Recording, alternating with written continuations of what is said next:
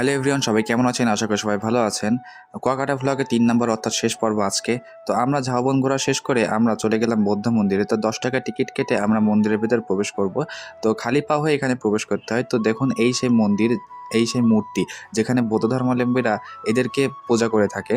তো যাই হোক, আমরা মন্দিরটি বিভিন্ন ঘুরে দেখছিলাম চারদিক, অনেক সুন্দর লাগছিল।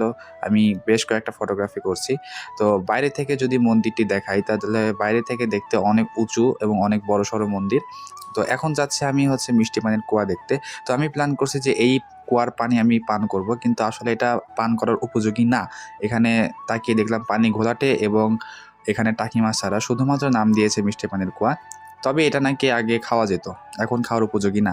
তো এরপর আমরা পাশে গেলাম একটা মার্কেটে ঘুরতে। অনেক সুন্দর ছিল সেই মার্কেটটি, বিভিন্ন রকম তাঁত শিল্পের জিনিস বিক্রি করছিল। তো চলে আসলাম আমরা গাজী রেস্তোরাঁর সামনে। এই যে দেখতে পাচ্ছেন জীবন ভাই ও আকাশ ভাই, এরা হচ্ছে আমাদের ট্যুর গাইড। তো আমরা তাদের থেকে কার্ড নিয়ে খেতে বসে গেলাম। সকালের নাস্তার আইটেম ছিল খিচুড়ি এবং ডিম। তো আমরা খাচ্ছিলাম এবং আমরা গল্প করছিলাম যে ভোরবেলা যে বাইক নিয়ে ঘুরেছি, তো সেটা কয় টাকা বাঁশ খেয়েছি, কে বাঁশ খেলো ইত্যাদি, এটা নিয়ে। তো এখন আমরা প্ল্যান হচ্ছে সমুদ্রে নামবো। তো আমি ড্রেস চেঞ্জ করার জায়গা পাচ্ছি না, কিন্তু আমার ভাই অলরেডি রেডি। তো সে সমুদ্রে নামার জন্য প্রস্তুতি, কিন্তু আমি এখনও ড্রেস চেঞ্জ করার জায়গা পাচ্ছি না, বিধায় ব্যাগ কাঁধে নিয়ে ঘুরছি। সে আমারে বলল, ভাই তুই এখানেই হচ্ছে ড্রেস চেঞ্জ করে নে, কারণ ড্রেস চেঞ্জ করতেও টাকা লাগে। তো যাই হোক, এক ঠেলাতে আমি ড্রেস চেঞ্জ করে দিলাম, হাফ প্যান্ট এবং গেঞ্জি পরে আমার বেশ ভালোই লাগছে। তো এখন সমুদ্রে নামার পালা। তো ভাবছি কোন সাইডে সমুদ্রে নামবো, কোন দিকে গেলে ভালো হয়, কারণ প্রচুর ভিড় ছিল। তো একটা সাইডে আসলাম যেখানে কিনা ফাঁকা, বেশি একটা মানুষজন নাই, আছে কিন্তু অল্প সংখ্যক। আবার একেবারেই ফাঁকাতে যাওয়া যাবে না, কারণ সমুদ্রের ব্যাপার ভয়ও করে। সমুদ্রে নামে অনেকটাই এনজয় করতেছিলাম, হ্যাঁ, অনেকটা বড় বড় ঢেউ আসছিল, ঢেউয়ের সাথে করতেছিলাম। কারণ আমি এর আগে আপনাকে বলেছি যে আমি কখনোই সমুদ্রে নামি নাই বা সমুদ্র সৈকত দেখি নাই, এবারে ফার্স্ট। তো ফার্স্ট টাইম অনেকটা এনজয় করছি।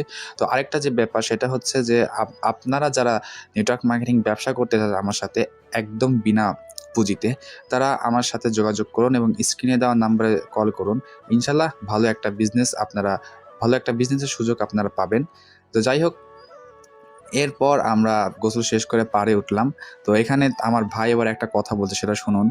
আইসগুল্লা আইসক্রিম আইসগুল্লা না ভাইয়া, আইসগুল্লা আইসক্রিম। আরে ভাই সেই কথাটা বলার একটা মানে হচ্ছে, পাশে একটা আইসগোল্লা আইসক্রিম বলে একটা মালাইওয়ালা, সে মালাই বিক্রি করতেছিল। তো সেটা কপি করে সে বলতেছিল, ভালোই লাগতেছিল। তো আমাদের ট্যুরমেটের সাথে দেখা হয়ে গেল, এক বড় ভাই, তিনি আমাদেরকে ঝালমুড়ি খাওয়ালো। তো ওখান থেকে আমরা চলে আসলাম সোজা হোটেলে ড্রেস চেঞ্জ করে। তো আজকে দুপুরে আইটেম ছিল সাদা ভাত, তারপরে সবজি, তারপরে হচ্ছে ছিল সামুদ্রিক পোয়া মাছ এবং ডাল এবং সালাদ। এই কয়টা আইটেমে ছিল। তো আমরা খাওয়া দাওয়া করলাম, আমরা সবাই মিলে একসাথে বসে খাওয়া দাওয়া শেষ করে আমরা ডিরেক্ট আমি আর আমার ভাই চলে আসলাম বিছনাতে, অর্থাৎ সমুদ্রের পাড়ে যে বিছনাগুলো ভাড়া পাওয়া যায় সেগুলা ভাড়া নিলাম প্রায় 3 ঘন্টা ভাড়া নিয়ে আমরা বিন্দাস এখানে শুয়ে আছি, গান শুনছি এবং বিভিন্ন খাবার খাচ্ছি। ভালোই লাগছিল, লাইফটাকে ফুরফুরা লাগছিল। মানে সত্যি বলতে কি, এরকম একটা ফিলিংস পাওয়ায় অন্যরকম একটা মজা। হ্যাঁ, আপনারা যারা সমুদ্র দেখেননি আসবেন। তো এইদিকে আমি একা একা বসে আছি সূর্যাস্ত দেখার জন্য, কারণ আমার ভাইয়ের ফোনে চার্জ শেষ, সে চার্জ দিতে গিয়েছিল। তাই আমি একা একা বসে সূর্যাস্ত দেখছিলাম। সূর্যাস্ত দেখা শেষ করে বিভিন্ন মার্কেটে ঘুরলাম, কিছু কেনাকাটা করলাম। এই আর কি আমাদের কুয়াকাটা ভ্লগ। তারপরে আমরা বাসে করে বাসায় চলে আসছিলাম। যাই হোক, আসসালামু আলাইকুম। আজকের ভিডিও এই পর্যন্তই। সবাই ভালো থাকবেন, সুস্থ থাকবেন। দেখা হবে পরবর্তী ভ্লগে।